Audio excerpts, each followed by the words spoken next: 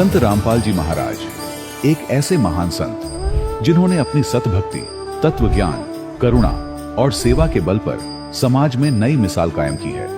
संत रामपाल जी महाराज की अगुवाई में उनके सभी सतलोक आश्रमों से समाज कल्याण के अद्भुत कार्यों ने समाज को सुनहरे भविष्य की एक नई उम्मीद दिखाई है।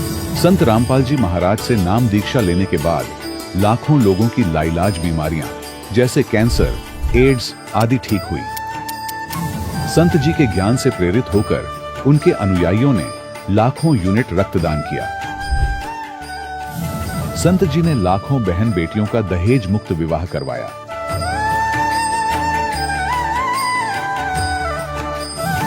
संत जी ने लाखों लोगों का नशा छुड़वाया, करोड़ों उजड़े परिवार बसे। संत जी के आश्रमों में समागम के दौरान निःशुल्क नेत्र चिकित्सा, दंत चिकित्सा प्रदान की जाती है। संत रामपाल जी महाराज द्वारा समय समय पर पर्यावरण संरक्षण के उद्देश्य से बड़े स्तर पर वृक्षारोपण किया जाता है। संत जी ने जरूरतमंदों को तत्काल राहत पहुंचाने के लिए एम्बुलेंस सेवा शुरू की। संत जी अपने अनुयायियों को देहदान के लिए प्रेरित करते हैं, जिससे मानवता की सेवा और चिकित्सा क्षेत्र में सुधार हो सके। संत रामपाल जी महाराज के सभी आश्रमों में हर रोज निःशुल्क भंडारा आयोजित किया जाता है, जहां हर वर्ग, हर जाति और हर धर्म के लोग एक साथ बैठकर भोजन करते हैं।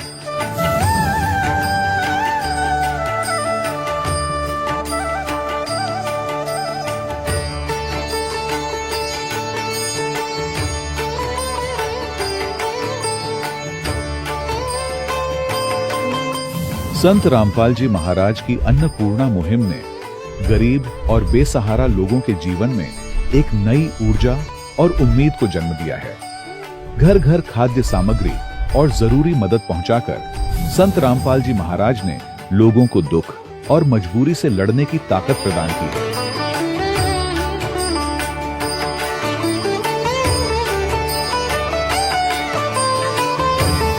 संत रामपाल जी महाराज द्वारा गरीब लोगों के लिए घर बनवाने का अद्भुत कार्य एक ऐसी मिसाल कायम कर रहा है जो सदियों सदियों संत जी की उदारता और दया भावना के तौर पर जाना जाएगा।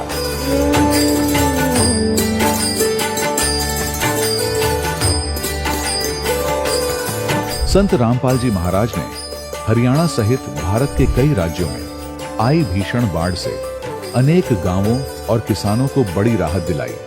तत्काल लाखों फुट पाइप और हजारों मोटर उपलब्ध कराकर किसानों के खेतों और गांवों में भरे बाढ़ के पानी को बाहर निकालकर उनको नया जीवन दान प्रदान किया। आज संत रामपाल जी महाराज को किसानों के मसीहा के तौर पर देखा जा रहा है। जगह जगह उनके लिए सम्मान समारोह आयोजित हो रहे हैं।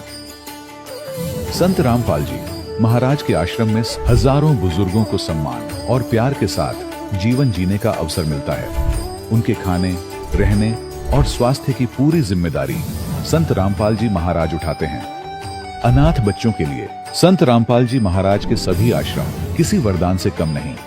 यहाँ उन्हें शिक्षा, संस्कार और भविष्य के लिए बेहतर अवसर प्रदान किए जाते हैं। चाहे बाढ़ हो, भूकंप या महामारी, संत रामपाल जी महाराज और उनके अनुयायी हमेशा ही जरूरतमंदों के लिए सबसे आगे खड़े रहते हैं। कोविड महामारी के दौरान संत रामपाल जी महाराज के आश्रमों से करोड़ों लोगों के लिए भोजन, दवाइयां और जीवन रक्षक सामग्रियां उपलब्ध कराई गई। चाहे गरीब की मदद हो या किसी शोषित और पीड़ित वर्ग के हक और सम्मान की लड़ाई, संत रामपाल जी महाराज ने हमेशा ही उनकी दबी आवाज को सरकारों तक पहुंचाया है और उन्हें उचित न्याय दिलवाने में अहम भूमिका अदा की है। समाज में आध्यात्मिक और सामाजिक मूल्यों के प्रति जागरूकता लाने में संत रामपाल जी महाराज हर कदम पर मानवता के सच्चे सेवक साबित हुए हैं। संत रामपाल जी महाराज का जीवन हमें सिखाता है कि सच्ची सेवा वही है जो निस्वार्थ भाव से की जाए। आइए हम भी इस महान सेवा के कार्य में इस महान संत से जुड़ें और संत रामपाल जी महाराज से नाम दीक्षा लेकर अपने जीवन को धन्य बनाएं।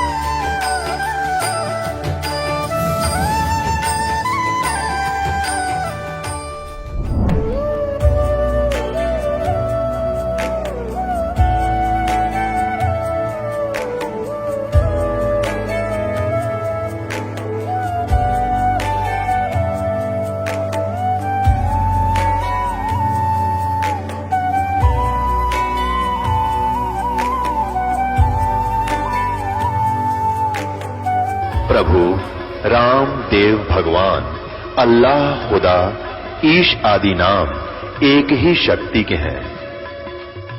वो कैसा है, कहां है, कैसे मिलता है, किसने देखा है? ये प्रश्नवाचक चिन्ह पूर्ण रूप से हटाने के लिए अवश्य सुनिए जगत गुरु तत्वदर्शी संत रामपाल जी महाराज के अमृत वचन, सर्व पवित्र धर्मों के पवित्र शास्त्रों के आधार पर। सत साहिब दर्शकों, जब कोई इंसान अपने जीवन में पूरी श्रद्धा से अपने धर्म में प्रचलित परंपरागत पूजा पाठ करता है, व्रत उपवास रखता है और अनेकों मंदिरों में दर्शनार्थ जाता है, लेकिन फिर भी उसके जीवन में दुख और परेशानियां कम होने की बजाय बढ़ती ही जाती हैं, तो उसका भगवान के प्रति विश्वास डगमगाना स्वाभाविक हो जाता है। दर्शकों, ऐसी ही कहानी थी छत्तीसगढ़ की रहने वाली कविता साहू जी की। कविता जी ने अपने जीवन में देवी देवताओं की भक्ति की, लेकिन दर्शकों अफसोस, वर्षों तक तमाम देवी देवताओं की भक्ति करने के बावजूद भी कविता जी को ना तो दुखों से राहत मिली, ना ही परेशानियों और आर्थिक तंगी से छुटकारा मिला। हालात इतने बदतर हो गए थे कि इनका भगवान पर से विश्वास ही डगमगाने लगा था। लेकिन दर्शकों, आज कविता जी का कहना है कि जब से मुझे संत रामपाल जी महाराज की शरण मिली है, तब से मेरा जीवन पूरी तरह बदल गया है। अब मेरे और मेरे परिवार के जीवन के सारे शारीरिक कष्ट और मानसिक परेशानियां समाप्त हो गई हैं। दर्शकों, आखिर कविता जी ऐसे क्यों कह रही हैं? आखिर ऐसा कौन सा दिव्य ज्ञान कविता जी को संत रामपाल जी महाराज ने दिया, जिससे न सिर्फ इनके बल्कि इनके पूरे परिवार के दुख दर्द और नशे जैसी बुरी आदतें भी जड़ से समाप्त हो गईं? आखिर इसके पीछे की सच्चाई क्या है? आइए सुनते हैं कविता जी की कहानी, उन्हीं की जुबानी। नमस्कार जी। नमस्कार जी। क्या नाम है जी आपका? मेरा नाम कविता साहू है। कविता जी, आप कहाँ से हैं? मैं राजनांदगांव जिला छत्तीसगढ़ से हूँ। कविता जी, संत रामपाल जी महाराज से नाम दीक्षा आपने कब ली? मैंने 2015 दिसंबर में नाम दीक्षा ली संत रामपाल जी महाराज से। संत रामपाल जी महाराज से नाम दीक्षा लेने से पहले क्या आप भक्ति साधनाएं भी करती थी? जी, भक्ति साधनाएं करते थे, जैसे देखा देखी करते थे। उतना तो हम लोग को भगवान में उतना आस्था नहीं था, जैसे सब करते थे। कभी जो भगवान का सीजन आया, जैसे श्रावण सोमवारी आया तो उसके हिसाब से पूजा कर लेते थे। कृष्ण भगवान का जन्माष्टमी आया, उसके हिसाब से ऐसी कर लेते थे। उतना भगवान में किसी के घर में, हम लोग के घर में किसी की इतनी आस्था नहीं थी भगवान पे। तो संत रामपाल जी महाराज की शरण में आने का क्या कारण बना? संत रामपाल जी महाराज के शरण में आने का कारण ऐसे हुआ, हम लोग के पापा तो वो जो थे ना, वो बहुत नशा करते थे। हर एक नशा वो कर चुके थे, जुआ खेलना, हर चीज़ कर चुके थे। छोड़ना चाहते थे लेकिन उनसे छूटता नहीं था। तो 2011 में उनको एक दृढ़ता हुआ कि मैं छोड़ूंगा, मतलब ड्रिंक वगैरह करके। तो वो ड्रिंक छोड़ दिए, दृढ़ता करके 2011 में। फिर भगवान ढूंढने लगे वो। फिर ढूंढते ढूंढते बहुत भगवानों की भक्ति की, गुरु खोजे। फिर आशाराम जी के पास गए, रायपुर आए थे तो फिर वहाँ से उनने नाम दीक्षा ले ली।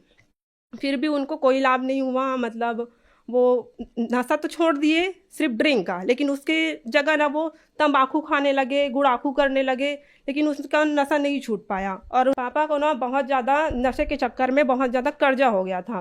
वो कमाते तो थे लेकिन उनके पास पैसा ठहरता ही नहीं था। वो लेबर रखे थे काम करने के लिए, लेकिन वो ना जो लेबर को पैसा भी ना कर्ज लेके देते थे। इतनी हम लोग की आर्थिक स्थिति बिगड़ चुकी थी नशा के कारण। तो ऐसी मेरे पापा 2011 पहले तो इतना भक्ति साधना नहीं करते थे, लेकिन उनको एक तलब लगी कि भगवान को खोजने की। तो 2011 में भगवान की खोज भी निकले। मतलब ऐसी आसपास से पूछे तो उनके एक फ्रेंड थे, दोस्त डॉक्टर, तो उनके जरिए वो ना भगवानों से वो तांत्रिक टाइप से करते थे। तो उनके जरिए ना वो बहुत भगवान की भक्ति करते थे। सारी आरतियाँ उनको याद हो गई थी। और गांव में एक गुरु भी बना रखे थे। तो उनको घर में लाके, फिर गुरु बनाने के बाद, भक्ति करने के बाद वो घर में लाके गांजा भी पिलाते थे। तो हम लोग, मतलब मैं बहुत डांटती थी कि आप लोग ऐसे ऐसे मतलब भक्ति में लगे हैं तो ऐसे ऐसे तो नहीं बोलते भगवान। तो बोलते थे कि शंकर भगवान को हुम दे रहे हैं, ऐसे करके ना मतलब गांजा पिलाते थे घर में। तो इनका मतलब मैं बोलती थी, फिर भी नहीं छूट पाया उनका। तो हम लोग का संत रामपाल जी महाराज के शरण में ऐसे आए सर जी कि पहले एक सीरियल आता था प्रतिज्ञा ऐसे करके, तो सब पहले उसी को देखते थे। तो एक दिन वो नहीं आया, तो हम लोग ऐसी चैनल पलटा रहे थे, तो उसमें संत रामपाल जी महाराज का सत्संग आ रहा था। उसमें अभिलाष साहेब जी के साथ उनका ज्ञान चर्चा चल रहा था।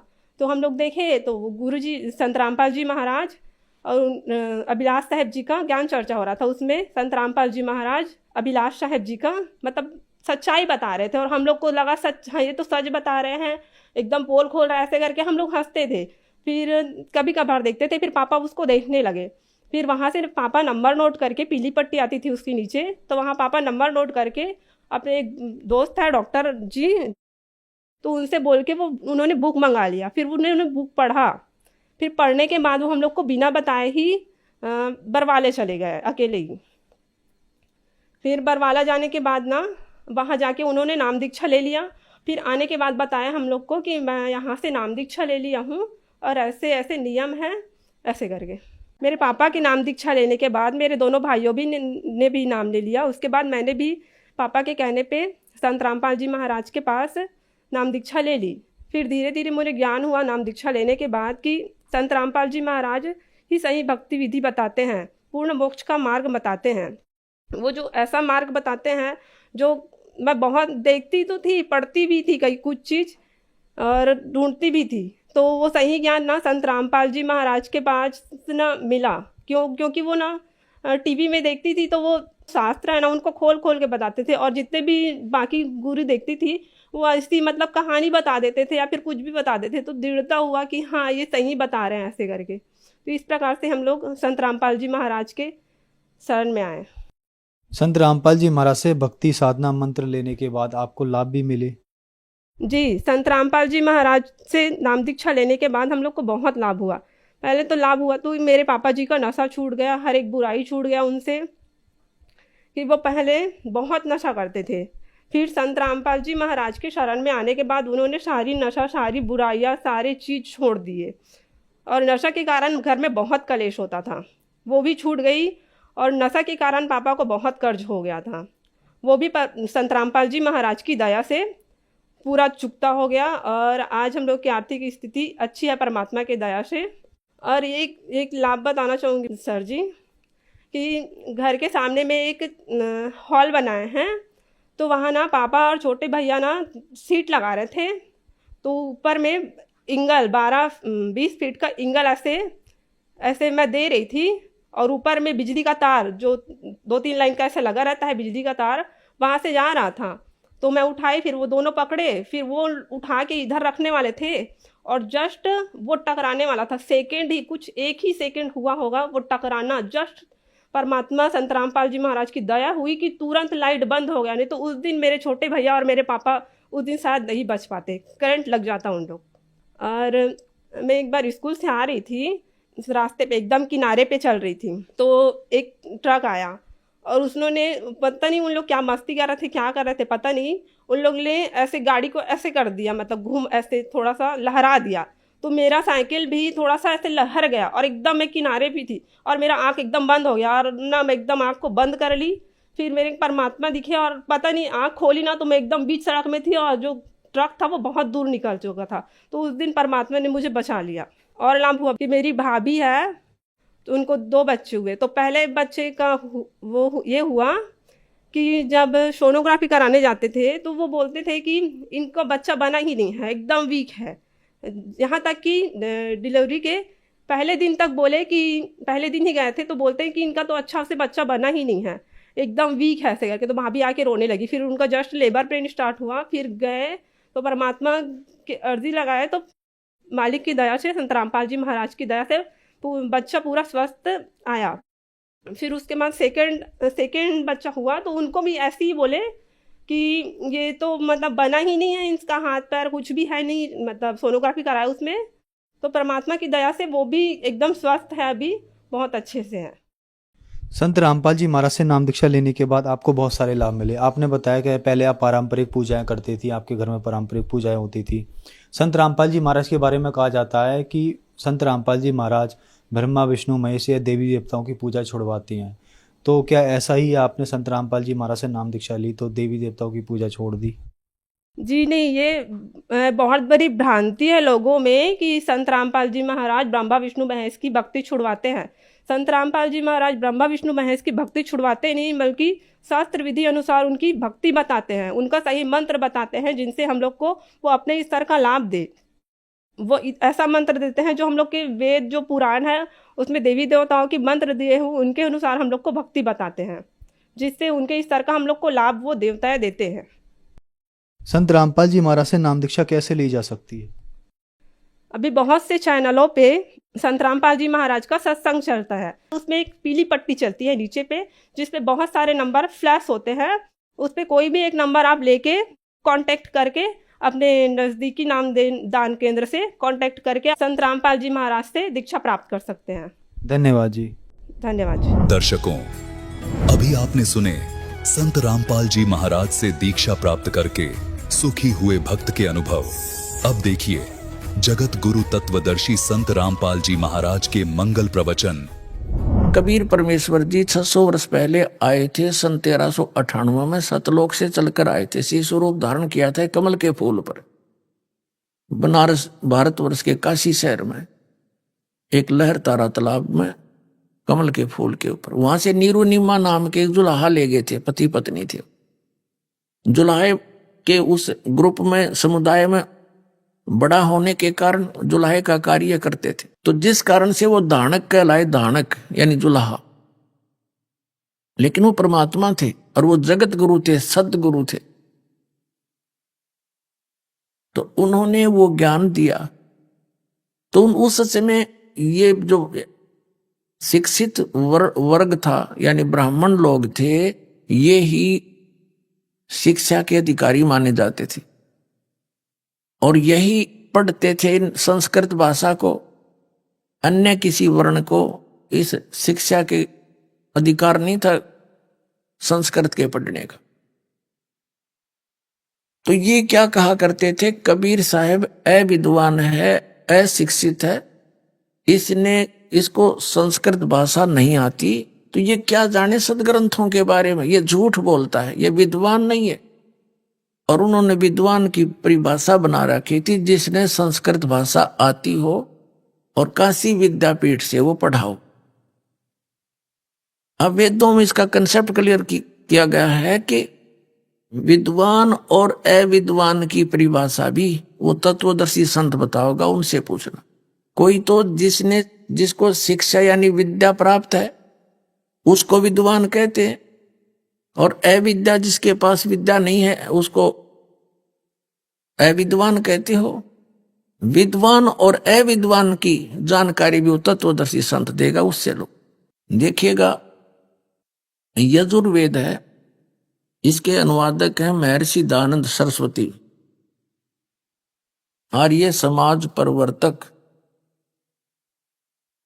प्रकाशक हैं सार्वदेशिक आर्य प्रतिनिधि सभा 2/5 महर्षि दयानंद भवन, रामलीला मैदान, नई दिल्ली। यजुर्वेद भाषा आर्य भाषा संपूर्ण 40 अध्याय महर्षि दयानंद सरस्वती कृत है। ये उनसे उनका अनुवाद है। और ये Prince of Shed Printers 1510 Pataudi house, Daryaganj, New Delhi से छपा। अब इसके हम अंतिम अध्याय के यानी 40वां अध्याय, इसके 10 श्लोक मात्र।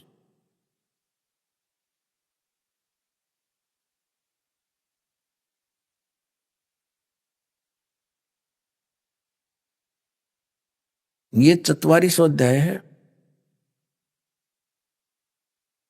यजुर्वेद भाषा भाषे, और इसका हम 10वां मंत्र पढ़ते हैं। इसमें क्या कहा कि हे मनुष्यों, जैसे हम लोग मेधावी योगी विद्वानों से, धीराणाम माने तत्वदर्शी संतों से, यानी जिनका ज्ञान टिकाऊ है, सत्य है, जो वचन सुनते हैं, जो वे लोग हमारे प्रति व्याख्यान पूर्वक कहते हैं, विस्तार से बताते हैं, वे लोग, देखो इसका अर्थ इन्होंने थोड़ा यहां गलत कर दिया। संभवात माने जन्म लेना, और असंभवात उत्पन्न नहीं होना, जन्म ना लेता हो, उत्पन्न ना होता हो। संभवात माने उत्पन्न होना, जन्म लेना। असंभवात माने उत्पन्न नहीं होने वाले। संभवात माने संयोगजन्य कार्य से और ही कार्य व फल कहते हैं, आहु माने कहते हैं। उत्पन्न होने वाले कारण से और अन्य यानी आहु कहते हैं। इस बात को तुम भी सुनो। अब इसका क्या अर्थ है? क्योंकि इन दानंद ने ज्ञान तक में था को जा, इन दानंद जैसे कलियुगी ऋषियों को तो कख भी पता नहीं, वेदों के बारे में अटपट मार गए थे। इन्होंने अनुवाद नहीं करना आया, क्योंकि कहते हैं अंधों में अंधा ही मुखिया बन गया। परमात्मा कबीर जी कहते हैं अंधे की बाह और गई अंधे ने, बता मार्ग कौन बतासी। इसका अर्थ ये बनता है कि कोई तो परमात्मा को बताते हैं वो जन्म लेकर यहां अवतार रूप में आता है, साकार मानते हैं, और कोई कहता वो अवतार नहीं लेता, वो जन्म लेता ही नहीं। तो इसमें ये बताना चाहा है वेद ने कि ये ज्ञान भी उस धीराणाम माने तत्वदर्शी संतों से सुनो। वो बिल्कुल व्याख्यान पूर्वक बताएंगे, भिन्न भिन्न बताएंगे। और यही गीता अध्याय नंबर 4 के श्लोक नंबर 34 में कहा कि उस तत्व ज्ञान को तत्वदर्शी संतों के पास जाकर समझ, वो तुझे फिर उसका ज्ञान कराएंगे, उनको दंडोत प्रणाम कर। आगे फिर विद्वान और अविद्वान के बारे में बताया है, देखना। अब 11वां श्लोक है 44वां अध्याय में, 40वां अध्याय। 10वां हमने पढ़ लिया। 11वें में विद्वान के विषय में जानकारी दी है। जो मनुष्य, जो विद्वान, जिसमें यह पदार्थ उत्पन्न होते हैं, उस कार्य सृष्टि और उसके गुण कर्म स्वभाव को तथा उसमें पदार्थ नष्ट होते हैं, इसका सीधा सा अर्थ है कि जो पूरी जानकारी जानता है, यानी किस कारण से कब सृष्टि का नाश होता है, कैसे इसकी उत्पत्ति हुई, तो वो विद्वान है। ये देखना, विनाशम जिसके पदार्थ नष्ट होते हैं, जिसमें पदार्थ नष्ट होते हैं, उस कारण रूप जगत और उसके गुण कर्म स्वभाव को एक साथ, दोनों उन कार्यों और कारण को वेद जानता है, वह विद्वान नित्य स्वरूप जाने हुए कारण के साथ शरीर छूटने के दुख से पार हो जाता। इसका अर्थ यह है कि वो जन्म मृत्यु से खत्म, उसका जन्म मृत्यु से रहित होता है। तो इसका अर्थ इसने ठीक नहीं करना। फिर हम अपने मतलब की पढ़ते हैं। अब हम 12वां श्लोक मंत्र पढ़ रहे हैं 40वें अध्याय का। जो मनुष्य अविद्याम, अनित्य में नित्य, अशुद्ध में शुद्ध, दुख में सुख, अनात्मा में शरीर आदि का आत्मा बुद्धि और विद्या उसकी अर्थात ज्ञान आदि गुण रहित कारण रूप परमेश्वर से भिन्न जड़ वस्तु की उपासना करते। इसका अर्थ है कि जो अविद्या माने जिसको ज्ञान, जो शिक्षित नहीं है, इसका अर्थ निकलेगा सही तो। और फिर वो पूजा भी करते हैं अपने हिसाब से। इसका अर्थ ये बनता है वैसे कि चाहे तो विद्वान हो और चाहे अविद्वान हो, और विद्वानों से सुनकर जो भक्ति कर लेता है, दोनों ही पार हो जाते हैं अगर उनको ज्ञान सही है। इसका वास्तविक अर्थ तो ये बनता है। पर इन नकली में ऋषियों को तो कखता ज्ञान नहीं था, अड़ंगा डाके गिर गए। आम व्यक्ति ने ये सोचा है बड़े विद्वान होंगे और इन जो लिखा है वो हम तो समझ नहीं सकते, लेकिन इस दास को समझने योग्य बनाया परमात्मा ने, ताकि हम भगवान को पहचान सकें और हमारे सदग्रंथों को ठीक से समझें। फिर सदग्रंथ हमारे सही है, लेकिन इनका अनुवाद करनिया गलत थे, ये समझ नहीं सके। अब आगे क्या है, ये अविद्याम परमेश्वर जड़ वस्तु की उपासना करते हैं, वे अंधम तम है, दृष्टि के रोकने वाले अंधकार और अत्यंत ज्ञान को प्राप्त होते हैं। और जो अपने आत्मा को पंडित मानने वाले विद्याम शब्द अर्थ और इनके संबंध के जानने मात्र अवैदिक आचरण में रता यानी रमण करते हैं, वे तत्व से अधिकतर भूय एव अधिकतर ज्ञान रूपी अंधकार में प्रवेश करते हैं। इसका कोई अर्थ बना है? अगला अगला इसका क्लियर कर देगा, देखना। 13वां श्लोक 40वें अध्याय का 13वां मंत्र है ये यजुर्वेद का। इसमें लिखा कि मनुष्यों, जो विद्वान लोग हमारे लिए व्याख्यान पूर्वक कहते हैं अविद्या, पूर्वोक्त विद्या का इस बार में जो कहा है उसके विषय में, और अन्यात ही कार्य फल हुआ आहु कहते हैं अविद्या, यानी पूर्व मंत्र में प्रतिपादन की अविद्या को अन्य ही कहते हैं।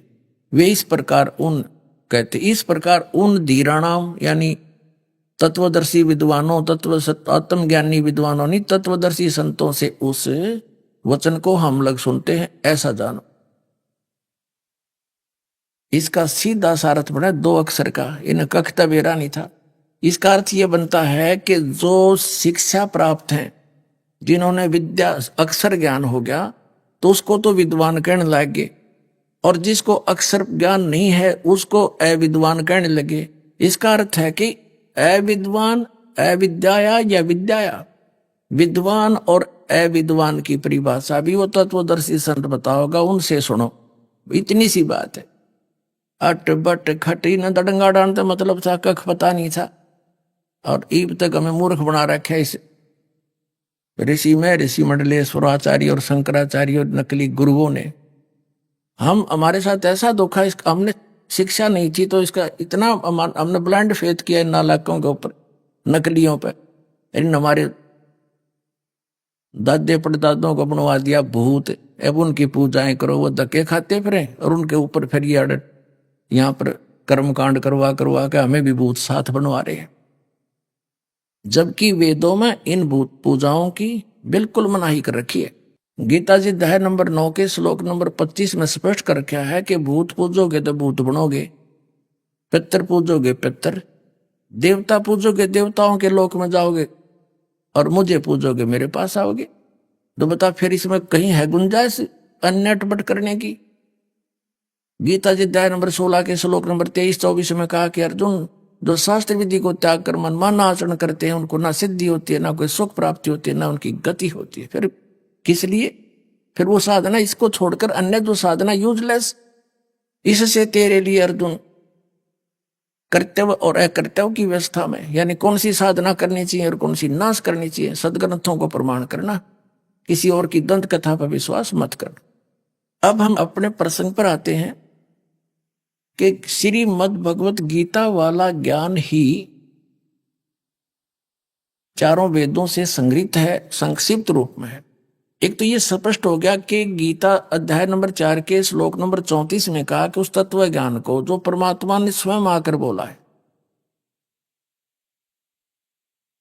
उस तत्व ज्ञान को तू तत्वदर्शी संतों से समझ, वो बताएंगे। और वो परमात्मा स्वयं आकर वो ज्ञान देता है, अच्छी आत्माओं को मिलता है। और फिर यजुर्वेद अध्याय नंबर 40 के ही श्लोक नंबर 15 में, मंत्र नंबर 15 में कहा है कि मेरा एक ओम नाम है। गीता ज्ञानदाता कहता है ना, ये वेद ज्ञानदाता और गीता ज्ञान। वैसे वेद ज्ञान मालिक ने इस काल को दिए, ब्रह्म के अंतःकरण में फीड कर दिए, और जो भी वार्ता मालिक ने उचित समझी उसी तरीके से लिख दिया कि इसकी तरफ से ये प्रश्न और मेरी तरफ से ये उत्तर, ऐसे लिख रखा। तो यहां पर ये गीता ज्ञानदाता का बताया है, इसका ओम नाम है। और फिर वो पूर्ण परमात्मा जो सच्चिदानंद घन ब्रह्म है, वो तो प्रोक्ष है, वो गुप्त है, उसको ये गीता ज्ञानदाता नहीं जानता, वो तो तत्वदर्शी संत बताएंगे। ये दोनों कंसेप्ट ईव क्लियर हो जाएंगे। यजुर्वेद अध्याय नंबर 40 के श्लोक 15, 16, 17 ये देख लो। ये यजुर्वेद 44वां अध्याय 40वां अध्याय। अब हम इसका 15वां श्लोक पढ़ेंगे। इसमें क्या लिखा है? वायु अनिलम अमृतम अथिदम भस्मांतम शरीरम ओम करतो समर किलवे समर और कर्तुम समर, ये 15वां मंत्र है।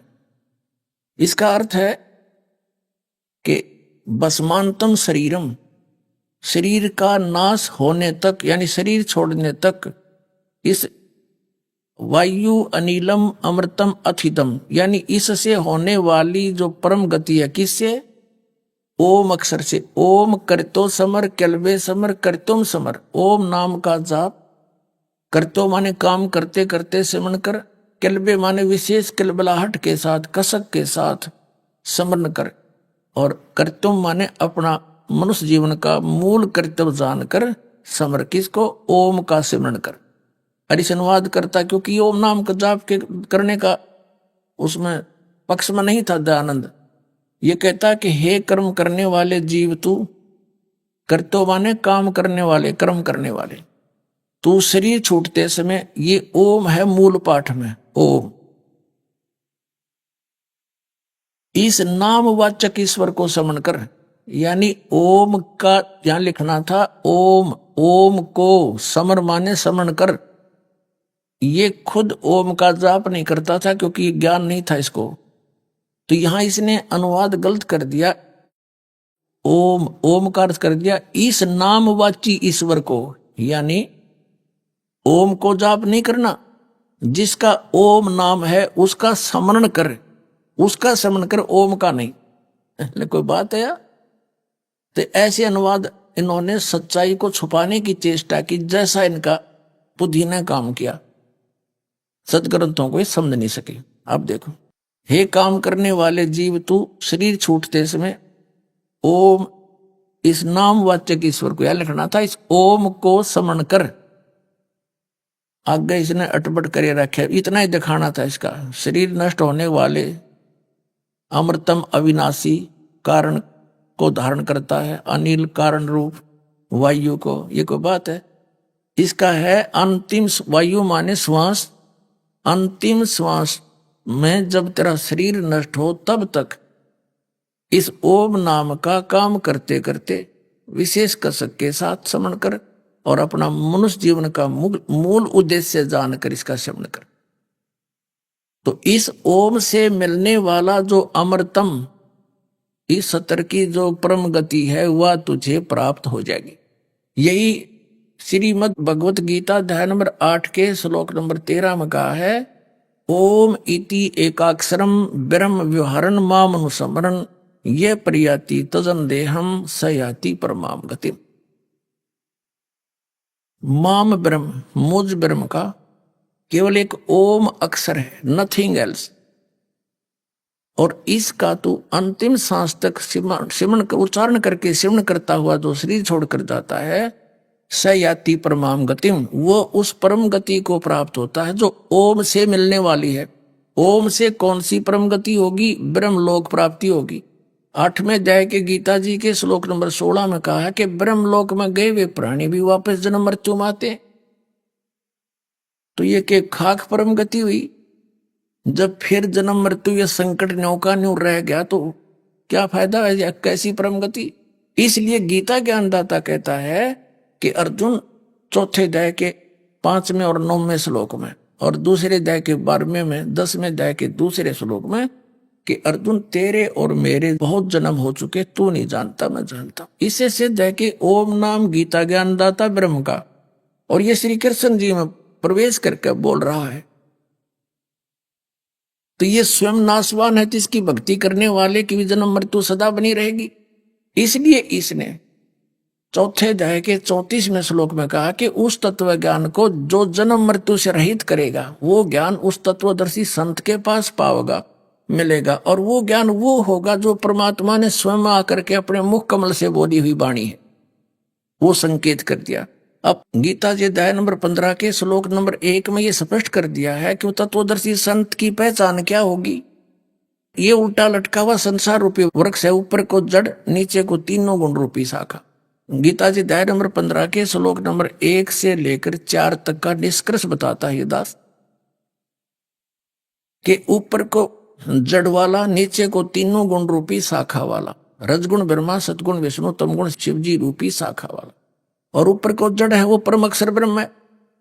ये उल्टा लटका हुआ संसार रूपी वृक्ष है। सिर्फ गीता ज्ञानदाता ने इतना बोला है, ऊपर को जड़ और नीचे को तीनों गुण रूपी शाखा, बस, और कुछ ज्ञान नहीं दिया उसने। तो इस उल्टे लटके हुए संसार रूपी वृक्ष के सभी विभागों को जो बता देगा, स वेदवित ऊर्ध्व मूलम अधः शाखम अश्वथ प्राहु अव्यम छंदासी यस्य प्रणानी ये तम वेद स वेदवित।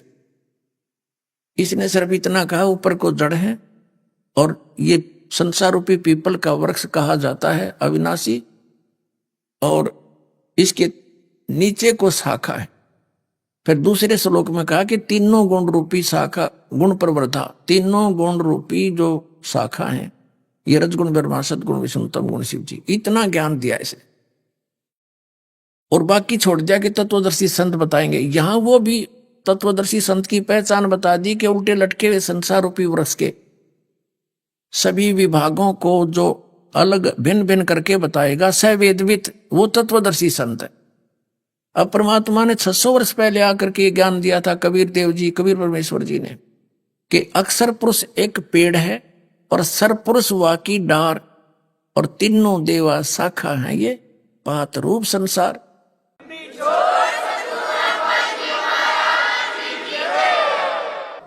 ये देखिएगा, ये है पूरा कंप्लीट। देखो, ये है उल्टा लटका हुआ वृक्ष, यानी श्रीमद् भगवद गीता अध्याय नंबर 15 के श्लोक 1 से 4 और 16-17 का ये सारांश है कि ऊर्ध्व मूलम अधः शाखम अश्वत्थम अव्यय प्राहु। ये अश्वत्थ यानी अविनाशी पीपल का वृक्ष समझो, संसार रूपी वृक्ष समझो। और छंदासी यस्य प्रणानी, छंद माने विभाग होता है, छंद माने डिवीजन, अलग अलग विभाग। जो इन विभागों को जानता है वो तत्वदर्शी संत है। अब जैसे जमीन से बाहर जो दिखाई देता है वो पेड़ कहलाता है, ये गुप्त है। जो पूर्ण परमात्मा समझो सबका जनक है, पूर्ण परमात्मा सबका उत्पत्ति करता है, तीनों लोकों में प्रवेश करके सबका धारण पोषण करने वाला है, वो परमात्मा तो गुप्त है, वो तो छुपा हुआ प्रोक्ष है। वो अभी तक किसी की बुद्धि में नहीं आया, तो परमात्मा स्वयं आए बता करके आज इस दास पे कृपा करी, उस मालिक के दिए हुए ज्ञान को उसके बच्चों तक सुलझा के समझा के उनके रूबरू कर दूं। कबीर साहब ने कहा है कि नौमन सूत उलझिया ये ऋषि रहे झकमार और सतगुरु ऐसा सुलझा दे उलझे न दूजी बार।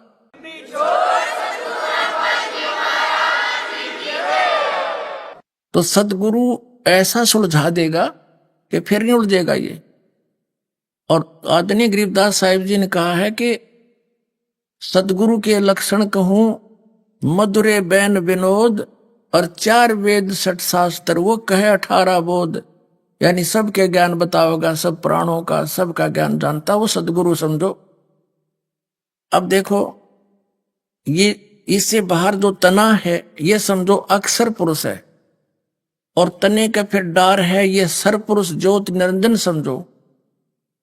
और इस डार के फिर 3 शाखाएं हैं, रजगुण ब्रह्मा सतगुण विष्णु तमगुण शिव जी, ये इनके पुत्र हैं इस काल के। और हम पात रूप संसार, ये पात रूप संसार। परमात्मा ने कहा अक्षर पुरुष एक पेड़ है, ये अक्षर पुरुष है। अक्षर पुरुष एक पेड़ है, सरपुरुष वाकी, अक्षर पुरुष एक पेड़ है, यू तना तो अक्षर पुरुष समझो क्योंकि इसके ऊपर सब कुछ है। और सरपुरुष यानी ज्योत निरंजन वाकी डार और तीनों देवा, इसको ब्रह्म भी कहते हैं सरपुरुष को, और सरब्रह्म भी कहते हैं इसको, सरब्रह्म भी कहते हैं।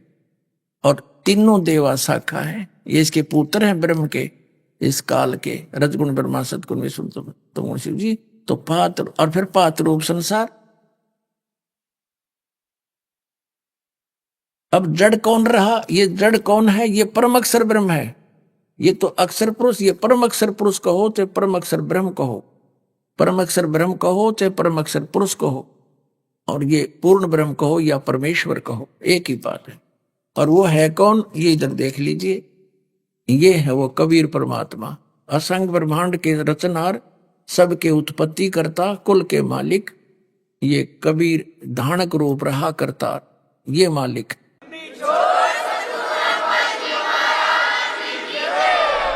अभी आपने सुने संत रामपाल जी महाराज के मंगल प्रवचन। आइए अब सुनते हैं संत रामपाल जी महाराज से नाम दीक्षा लेकर सतभक्ति करके अद्भुत लाभ प्राप्त करने वाले अनुयायी के विचार। दर्शकों, जब इंसान अपने जीवन में सुख और शांति की तलाश में सभी देवी देवताओं की भक्ति करता है, व्रत उपवास और तमाम तरह की साधनाएं अपनाता है, और फिर भी उसे जब ना शारीरिक सुख मिले और ना ही मानसिक शांति, तब उसका ईश्वर के प्रति विश्वास डगमगाने लगता है। दर्शकों, कुछ ऐसी ही कहानी थी दिल्ली के रहने वाली अलका भारद्वाज जी की।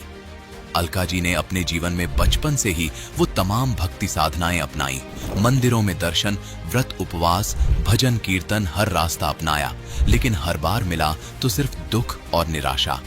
लेकिन दर्शकों, आज अलका जी का कहना है कि मेरा जीवन तब बदला जब मुझे संत रामपाल जी महाराज द्वारा लिखित पुस्तक ज्ञान गंगा मिली। ज्ञान गंगा पुस्तक मेरे जीवन का वो टर्निंग पॉइंट साबित हुई जिसने मुझे भक्ति के सही शास्त्रानुकूल मार्ग की ओर मोड़ दिया।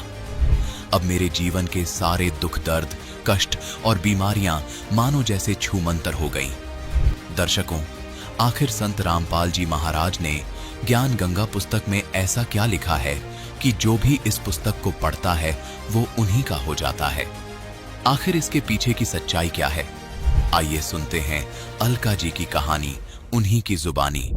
जी नमस्कार। नमस्कार सर। क्या नाम है जी आपका? मेरा नाम अलका भारद्वाज है। अलका जी, आप कहाँ से आए हैं? मैं दिलशाद गार्डन दिल्ली से हूँ। संत रामपाल जी महाराज से नाम दीक्षा लेने से पहले आपने क्या क्या साधनाएं की हैं?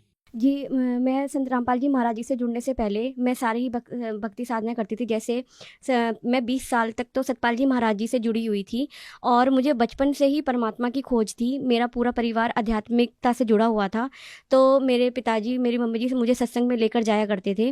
तो मेरे शुरू से ही परमात्मा की खोज में मैं लगी रही थी, क्योंकि जब मैं छोटी थी तो मैं अपने आप से ही पूछती थी कि मेरा जन्म क्यों हुआ है, मैं क्यों पैदा हुई हूँ यहाँ पे। तो सारे सब ये तो मेरा माता पिता ने मेरा नाम रख दिया है, मेरा नाम अलका रख दिया, लेकिन मेरा वास्तविक नाम क्या है? तो मैं अपने मम्मी से भी मैं पूछा करती थी। मम्मी मुझे मंदिर ले जाया करती थी, तो मैं मंदिर में भी जाकर मतलब पूजा करती थी। तो मेरे मन में ये प्रश्न रहता था कि हम लोग जैसे श्री गणेश चतुर्थी आती थी तो गणेश जी की पूजा करते थे, शिवरात्रि आती थी तो शिव जी की पूजा करते थे, दुर्गा जी की नवरात्रे आते थे तो दुर्गा जी की। तो मैं मम्मी से ही पूछा करती थी, मम्मी कि हमें किन की पूजा करनी चाहिए, मतलब हमारे कोई तो मतलब हम अगर किसी मुश्किल में हो, जब हम मर रहे हो, तब हम किसको याद करें, मतलब किस भगवान को याद करें। तब मम्मी यही कहती थी कि सबका एक इष्ट देव होता है। तो ये बात सुनकर मैंने विष्णु भगवान जी को, मतलब क्योंकि मुझे विष्णु भगवान जी की सत्यनारायण की कथा वगैरह सुनना बहुत अच्छा लगता था, तो मैंने मन में ये माना कि मैं विष्णु भगवान जी की पूजा, मतलब वो मेरे इष्ट हैं। इसके अलावा जो मैं सत्संग में जाया करती थी, सत्संग में मुझे जो है काफ़ी सारे महात्मा बाई जैसे सतपाल जी महाराज जी के यहाँ पर होते थे, तो वो सत्संग सुनाते थे। मैं बड़े ध्यान से सत्संग सुना करती थी और मैं इस कदर सत्संग में डूब जाया करती थी कि जैसे कभी कभी महात्मा जी या बाई जी नहीं आते थे तो मैं ही सत्संग सुना दिया करती थी। लेकिन मेरे धीरे धीरे परमात्मा की खोज इतनी ज़्यादा तीव्र हो गई कि मेरे जो प्रश्न थे वो मेरे मन में से आते थे। जैसे कि सबसे पहली चीज़ ये थी जो मैंने धर्म ग्रंथों में भी पढ़ी थी कि मोक्ष, मैंने एक वर्ड पढ़ा था कि मोक्ष क्या होता है। जी मोक्ष का मतलब, क्योंकि मैंने धर्म ग्रंथों में भी पढ़ा था कि मोक्ष, मैंने कई जगह ये वर्ड था कि मोक्ष हुआ उनको, वो उन्होंने परम गति को प्राप्त किया। तो मैं यही मम्मी से पूछा करती थी, मम्मी मोक्ष का मतलब तो जन्म मृत्यु के बंधन से मुक्ति होता है, तो फिर मोक्ष क्यों नहीं मिलता? जैसे मैंने ध्रुव प्रहलाद की कहानियाँ, मीराबाई जी की कहानियाँ, सब में कहानियाँ पढ़ती थी, तो सब में मतलब मुझे ये होता था कि मोक्ष किसी को भी प्राप्त नहीं होता था। तो मैं मम्मी से ही कहती थी, मम्मी अगर श्री रामचंद्र जी को भी, श्री कृष्ण भगवान को भी अपने अपने कर्मों का फल भोगना पड़ा, तो फिर उनका मोक्ष कैसे हुआ? तो इसके अलावा जो मेरा दूसरा प्रश्न ये था, वो ये था, मैं महात्मा बाइयों से भी पूछा करती थी। मैं श्री रविशंकर जी महाराज हैं, उनके भी मैं सत्संगों में जाया करती थी, क्योंकि मेरे जो खोज थी वो मेरी पूरी नहीं हो पा रही थी। हालांकि मेरा डेडिकेशन बहुत था, मैं जो भी मतलब भजन गाना या सत्संग करना जो भी मैं करती थी बड़े मन से करती थी। अलका जी, आपकी शुरू से ही परमात्मा को प्राप्त करने की चाह थी, परमात्मा की खोज में आप निकले हुए थे, तो आपकी जो खोज थी परमात्मा पाने की वो कैसे पूरी हुई? हुआ ये कि मैं जो है यूएस गई हुई थी अपने हस्बैंड के साथ। तो मेरे जो ससुर जी हैं, जो मेरे फादर इन लॉ हैं, वो भी भगवान से जुड़े हुए थे, सतपाल जी महाराज जी से ही जुड़े हुए थे। तब एक दिन हमारा आने का जब पीरियड हो रहा था, वहाँ से हमसे बात हुई, तो उन्होंने बताया कि आपको एक बहुत चेंज देखने को मिलेगा जब आप घर वापस आओगे। तो जब मैं घर वापस गई तब देखा कि जो है काफ़ी चेंज था, क्योंकि घर में जो है देवी देवताओं की मूर्तियाँ नहीं थी। और जो है फिर मेरी मदर इन लॉ ने बताया कि ऐसे ऐसे जो मेरे फादर इन लॉ हैं और जो मेरी सिस्टर इन लॉ हैं, उन्होंने संत रामपाल जी महाराज जी से नाम दीक्षा ले ली है। तो मुझे यही लगता था, क्योंकि मेरे फादर इन लॉ भी बहुत स्पिरिचुअल थे, तो पर्सन थे, वो भी परमात्मा की खोज में थे, तभी उनको भी सेटिस्फेक्शन नहीं मिलता था। वो सत्संग देखा करते थे, सबके सुना करते थे। तो मुझे लगा कि भाई ऐसा क्या खास चीज़ है कि इन्होंने जो है इतने सालों से सतपाल जी महाराज जी के से नाम दीक्षा ली हुई थी, और उन्हीं की वजह से मेरी शादी भी उस घर में मतलब कि हुई। तो मैं यही सोचती थी कि क्या मतलब वजह रही होगी कि इन्होंने नाम जो है संत रामपाल जी महाराज जी से ले लिया। तो मेरी सिस्टर इन लॉ ने मुझसे बोला कि भाभी आप एक बार ये किताब पढ़ के देखिए, ये ज्ञान गंगा बुक है, इसमें जो आपके क्वेश्चंस हैं जिनको आप, क्योंकि मैं अपनी सिस्टर इन लॉ से भी डिस्कस किया करती थी, तो वो कहती थी जो आपके क्वेश्चंस रहे हैं ना हमेशा, इसमें आपको सब मिल जाएंगे। तो मैंने ज्ञान गंगा पुस्तक पढ़ी और मुझे बहुत जिसे कहते हैं कि मेरे सारे प्रश्नों के जैसे सवाल मिलने लगे। लेकिन फिर भी मेरे मन में उथल पुथल थी, क्योंकि मैं 20 साल से सतपाल जी महाराज जी से जुड़ी हुई थी। तो मुझे ये लग रहा था कि मैं कैसे करूं, मतलब कि मैं बहुत डायलेमा में हो गई कि मुझे क्या करना चाहिए। तब मैं जैसे डिस्कस किया मैंने अपनी सिस्टर इन लॉ से भी, अपने पापा से भी, अपने फादर से, अपनी मदर से। तब उन्होंने ये बोला कि भाई देखो, अगर तुम्हारे क्वेश्चंस जो हैं उनके आंसर भी मिल रहे हैं, और तुम किताब पढ़ के मतलब कि तुम्हें इतना ज़्यादा तुम्हें लग रहा है कि तुम्हारी सर्च पूरी हो गई है, तो तुम जो है नाम दीक्षा तुम्हें ले लेनी चाहिए। तब भी मैं मतलब ये सोचा करती थी कि अब मैं क्या करूं। एक दिन मैंने रात में मतलब मुझे ड्रीम आया, क्योंकि मैं रात में ये सोच के सोई थी कि मुझे कुछ समझ में नहीं आ रहा। तो सतपाल जी महाराज जी को क्योंकि मैं मानती थी, तो मैंने यही मान के सोई थी कि अगर आपका ज्ञान सच्चा है, मतलब क्योंकि ज्ञान तो संत रामपाल जी महाराज जी का ही सच्चा है, तो लेकिन अगर मैं क्या करूं, मैं आपको भी नहीं छोड़ पा रही, क्योंकि मेरा डेडिकेशन बहुत ज़्यादा था। तो मैं रात में सोई तो मुझे सपने में सतपाल जी महाराज दिखाई दिए, और वो उठ के, जैसे वो सीट पे बैठे हुए थे, वो उठ के चले गए। जब मैंने उनको मतलब कि मैं रो रही थी कि मैं क्या करूं, तो मतलब मुझे इससे भी इस चीज़ का ये लगा कि ये चले गए उठ के, कहने का मतलब मुझे इसका यही लगा, मतलब सपने का मतलब यही लगा कि शायद मतलब वो भी यही है कि भाई सच्चा ज्ञान संत रामपाल जी महाराज जी का ही है। क्योंकि मैं इससे पहले जुड़ी हुई थी, मुझे क्वेश्चंस के आंसर नहीं मिल रहे थे, फिर भी जब मैं नेक्स्ट डे उठी और मैंने डिसीजन ले लिया कि मुझे नाम दीक्षा लेनी है, और मैंने अपने फादर इन लॉ से भी बोला। तो जब हम लोग हिसार गए और मैंने वहाँ पर संत रामपाल जी महाराज जी से नाम दीक्षा ली, और मैंने नाम जाप करना स्टार्ट किया। अलका जी, जैसा कि आपने बताया कि आपने संत रामपाल जी महाराज द्वारा लिखित पुस्तक पढ़ी, उसमें काफ़ी आपने खोजबीन की, और उसके बाद आपने संत रामपाल जी महाराज से नाम दीक्षा ली। अलका जी, आपको उस पुस्तक में ऐसी कौन सी बातें मिली जिनसे आप प्रभावित हुए और आपको लगा कि संत रामपाल जी महाराज से नाम दीक्षा लेनी चाहिए? सबसे पहले मुझे जो मेरा शुरू से ये था कि सबसे पहला मेरा प्रश्न ये था कि अगर हम भक्ति कर रहे हैं और हमारी भक्ति, तो फिर हम पाप कर्म क्यों करते हैं, और अगर पाप कर्म कर रहे हैं तो फिर उनको भोगना क्यों पड़ता है। तो मेरा सबसे पहला प्रश्न यही था कि फिर मोक्ष कैसे संभव है, अगर हमें अपने पाप कर्मों को भोगना ही पड़ेगा तो फिर हमें इस भक्ति का फ़ायदा क्या। तो मुझे ये भी था कि जब अगर हम इतनी भक्ति करते हैं, क्योंकि हमें भक्ति करते हुए भी इतने दुख दर्द देखने को मिलते हैं, इतने दुख दर्द हमें रोज़ के उसमें मिलते हैं, जबकि हम रोज़ पूजा करते हैं, तो फिर ऐसी भक्ति से क्या फ़ायदा जिसमें हमारे दुख दर्द ख़त्म ही ना हो। तो ये ज्ञान गंगा पुस्तक मैंने पढ़ी, तो उसमें एक तो सबसे पहले शास्त्रों के आधार पर ज्ञान था, और ऐसा ज्ञान मैंने कभी नहीं पढ़ा था, क्योंकि उसमें सारे मेरे जितने भी प्रश्न थे, जैसे कि जन्म मृत्यु का और मोक्ष प्राप्ति कैसे होती है, और जन्म मृत्यु का बंधन क्यों है, ये सारे प्रश्न मैंने उसमें मेरे प्रश्नों के उत्तर मिल गए, और बहुत ही ऐसा ज्ञान था जो मैंने इससे पहले कभी नहीं सुना था और ना ही कभी देखा था।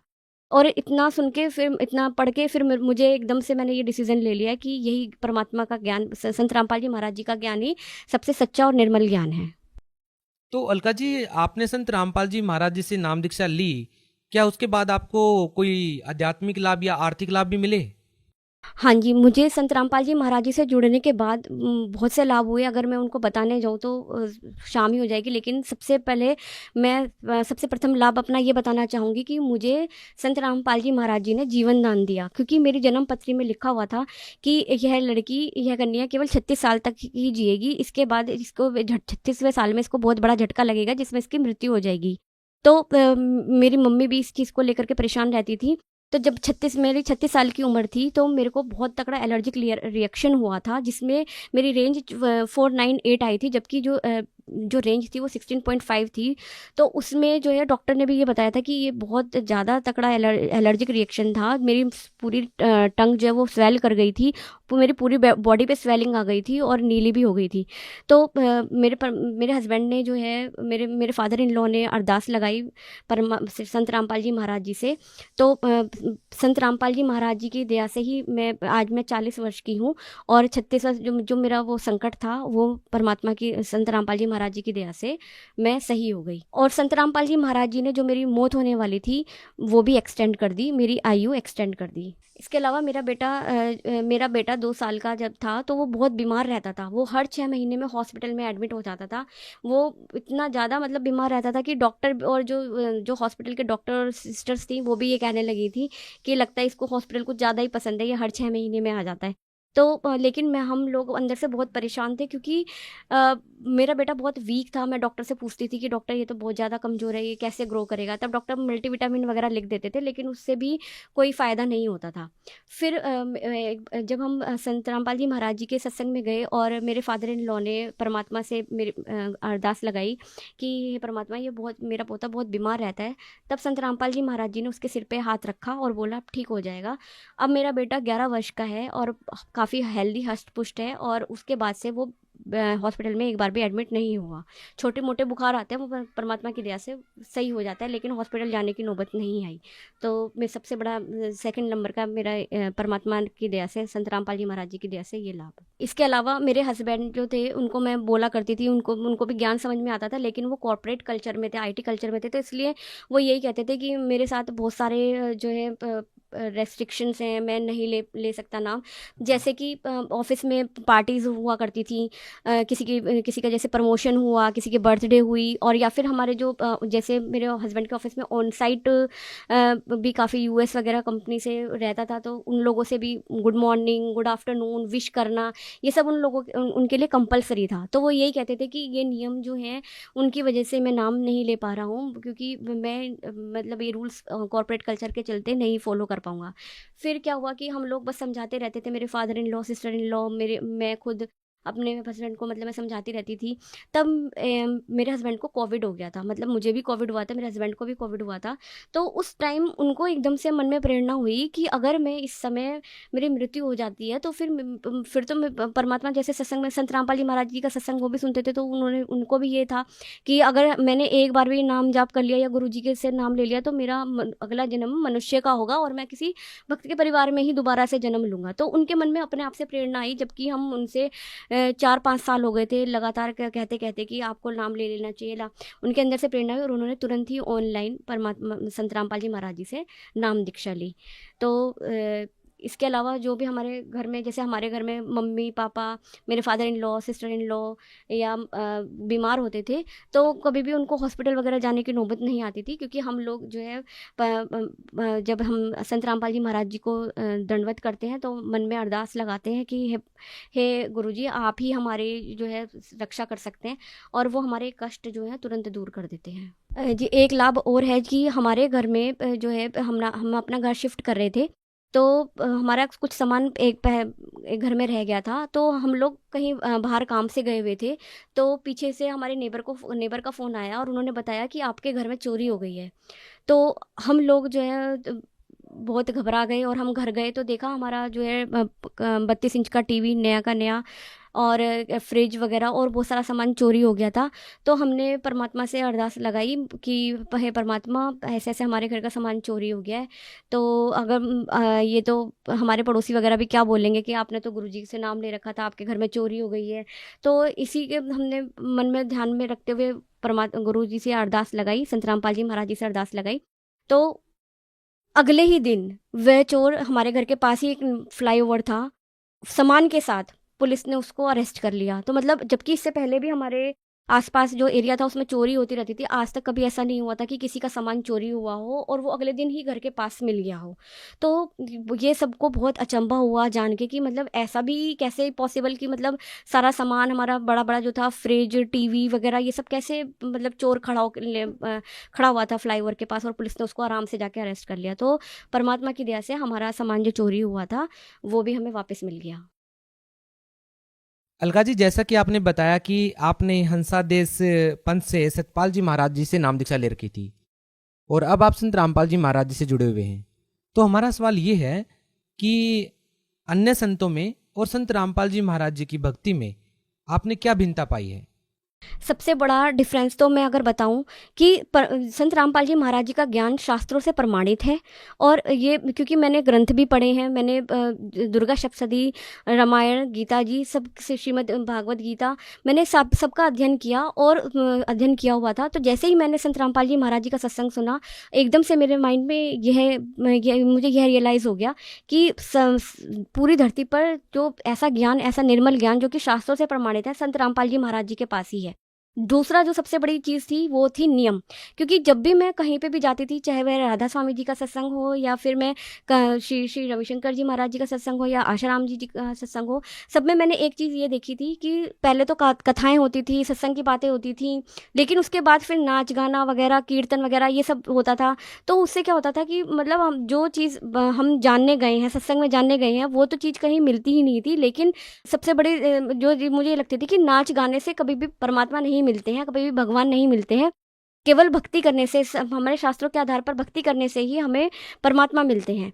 तो लेकिन जब संत रामपाल जी महाराज जी के मैं सत्संग में गई तो मैंने वहाँ देखा कि कोई भी नाच गाना, ढोल, कीर्तन वगैरह कुछ नहीं, सिर्फ शास्त्रों के आधार पर संत रामपाल जी महाराज हमारे शास्त्रों को खोल करके हमें ज्ञान बताते हैं। ये हमारे ये बताते हैं कि मैं कोई नई चीज़ नहीं बता रहा हूँ, जो भी कुछ लिखा है हमारे शास्त्रों में लिखा हुआ है, जो कि हमें कभी कहीं किसी सत्संग में, किसी गुरु जी के सत्संग में हमें कभी नहीं दिखी। तो सबसे बड़ा मुझे यही अंतर दिखाई दिया कि संत रामपाल जी महाराज जी के सत्संग जो है वो बहुत ही निर्मल और सच्चा ज्ञान है, जो कि शास्त्रों के आधार पर प्रमाणित है और जिसकी खोज हम लोगों को हमेशा से रही, वही हमें परमात्मा संत रामपाल जी महाराज जी के सत्संग में मिला।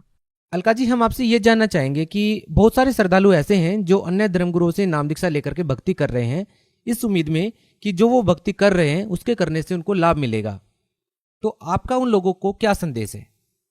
जी, जो मैं उन सभी लोगों को यह संदेश देना चाहती हूँ जो सतपाल जी महाराज, आशाराम बापू जी या श्री रविशंकर जी महाराज जी से जुड़े हुए हैं, उन लोगों से यही प्रार्थना करना चाहती हूँ कि देखिए, मैंने भी 20 साल तक मैं भटकी हूँ अपने भगवान की खोज में, परमात्मा की खोज में, और आप लोग भी परमात्मा की खोज के लिए ही जुड़े हुए हैं। और वो परमात्मा जिसकी खोज में आप भटक रहे हैं, वो सिर्फ संत रामपाल जी महाराज ही बता सकते हैं, क्योंकि वही सच्चा ज्ञान बता रहे हैं, वही शास्त्रों के आधार पर आपको सदग्रंथ खोल कर बता रहे हैं। तो जिस परमात्मा की खोज में आप निकले हैं, वो खोज आपकी तभी पूरी होगी जब आप संत रामपाल जी महाराज जी के शरण में आएंगे और उनसे नाम दीक्षा लेंगे। अलका जी, जो लोग संत रामपाल जी महाराज से नाम दीक्षा लेना चाहते हैं, वो संत रामपाल जी महाराज जी से नाम दीक्षा कैसे ले सकते हैं? जी, वैसे तो देखिए, आज पढ़ा लिखा समाज है, सबके पास एंड्रॉयड फ़ोन भी है, सबके पास जो है गूगल और यूट्यूब वगैरह सभी इजीली अप्रोचेबल है। तो मैं सबसे पहले ये प्रार्थना करूँगी कि आप फेसबुक, इंस्टाग्राम या फिर आप गूगल पे भी www.jagatgurusantramapaljimaharaj.org को आप सर्च कर सकते हैं। उसमें गुरु जी के सत्संग आते हैं, संत रामपाल जी महाराज जी के सत्संग आते हैं। आप उन सत्संगों को सुन सकते हैं और मिलान भी कर सकते हैं अपनी जो आप भक्ति कर रहे हैं उससे भी आप कंपैरिजन करके ज्ञान को अपना पुष्टि कर सकते हैं। तो इसके अलावा ये सत्संग के नीचे जो पट्टी पे नंबर आ रहे हैं, आप उस नंबर पर फ़ोन करके अपने ज़िला में ही संपर्क करके नाम दीक्षा ले सकते हैं। जी, बहुत बहुत धन्यवाद। धन्यवाद।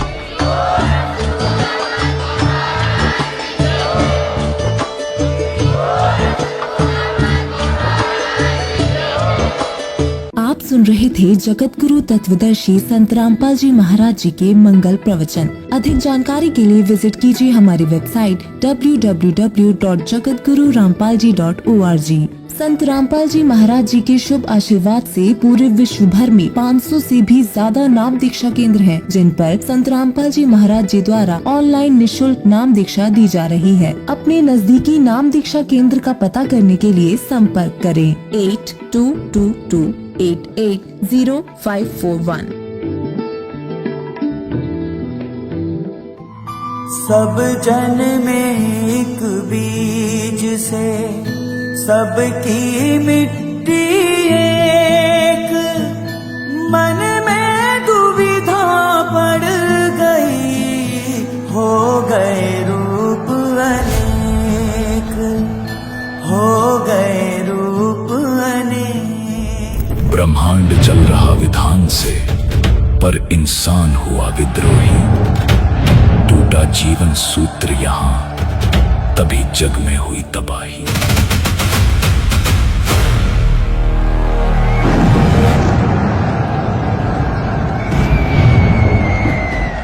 जीव हमारी जाति है, मानव धर्म हमारा। हिंदू मुस्लिम सिख ईसाई कोई धर्म नहीं है यार। तू हिंदू बनेगा न मुसलमान बनेगा, इंसान की औलाद है इंसान बनेगा। भविष्य मालिका ने पलटा चारों युगों का पन्ना। भटक रहे नारद मुनि, मार्कंडेय और हनुमाना। जैसे अवतार किया हम 5, जब प्रभु आते हैं अवतार लेके, हम भी उसके साथ आते हैं। विधाता के लिखे लेख को सच्चा सतगुरु पलटाएगा। बिना वोट का राजा आपके देश में आएगा और वो विश्व पर राज करेगा। 16 महाकला का जगन्नाथ महाप्रभु सतगुरु रूप में आएगा।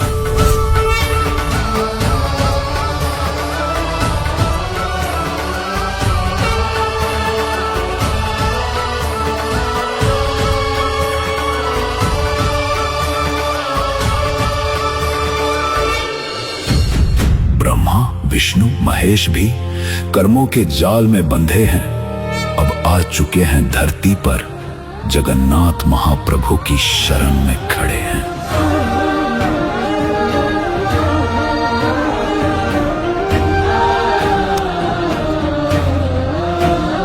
तुम कौन राम का जपते जापम, ताते कटे न तीनों तापम। 16 महाकला वाला जगन्नाथ प्रारब्ध को कर देगा खत्म। इतिहास ने छिपाया, धर्म गुरुओं ने भरमाया। सच बताओ कौन है जिसने सुदामा का महल बनाया। मुनराज भवन में जालड़ तोर दो बात करूंगा पता मेरे यार सुदामा रे, भाई घणे दिना में आया। पता मेरे यार सुदामा रे, भाई घणे दिना में आया। नील गगन के राजा तुम, 16 महाकला अवतार। जगन्नाथ तुम जग के स्वामी, महिमा अपरंपार। पूर्ण ब्रह्म कबीर का अंश वह जग का रखवाला, त्रिलोक में उसकी महिमा का डंका विकराला।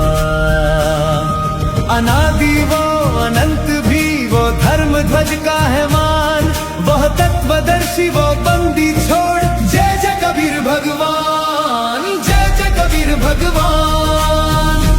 देखिए महाखुलासा,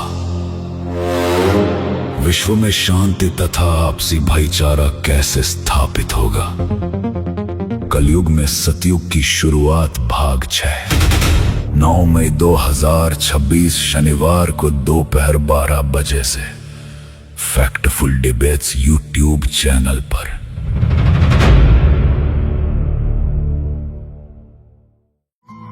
सब जन में एक बीज से सबकी मिट्टी एक, मन में दुविधा पड़ गई,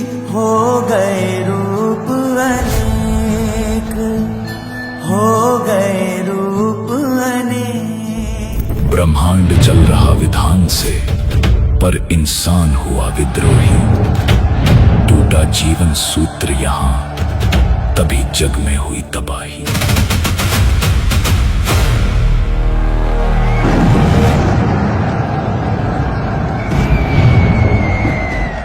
जीव हमारी जाति है, मानव धर्म हमारा। हिंदू मुस्लिम सिख ईसाई कोई धर्म नहीं है यार। तू हिंदू बनेगा न मुसलमान बनेगा, इंसान की औलाद है इंसान बनेगा। भविष्य मालिका ने पलटा चारों युगों का पन्ना। भटक रहे नारद मुनि, मार्कंडेय और हनुमाना। जैसे अवतार किया हम 5, जब प्रभु आते हैं अवतार लेके, हम भी उसके साथ आते हैं। विधाता के लिखे लेख को सच्चा सतगुरु पलटाएगा। बिना वोट का राजा आपके देश में आएगा और वो विश्व पर राज करेगा। 16 महाकला का जगन्नाथ महाप्रभु सतगुरु रूप में आएगा।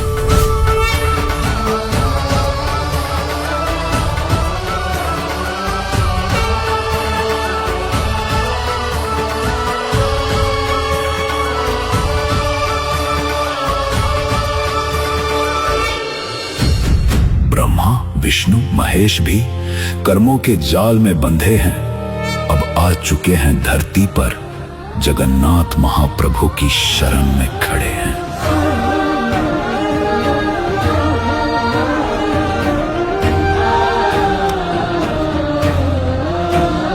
तुम कौन राम का जपते जापम, ताते कटे न तीनों तापम।